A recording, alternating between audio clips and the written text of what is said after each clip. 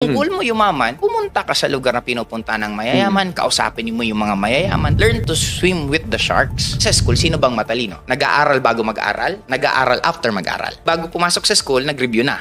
Nung nasa school, nag-aaral pa. Yes. Pagkatapos sa school, yayain mong lumabas, ayaw kasi mag-aaral. Anong sabi sa bilyar? Dapat natutulog ka sa bilyaran.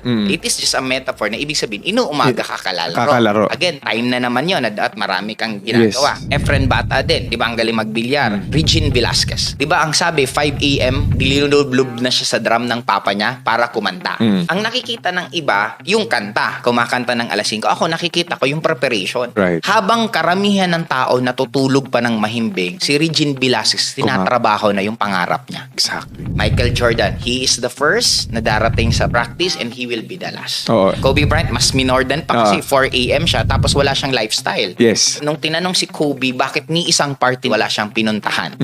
Sagot ni Kobe, because friends will come and go, but my jersey will hang there forever. Grabe. And Kobe is the only player in the NBA na dalawang jersey ang nahang niya. Technically, talo niya si Jordan kasi Jordan isa lang siya. Isa lang. Dalawa. May kapalit ang success. Ang problema sa atin, we want to change our lives but we don't want to change.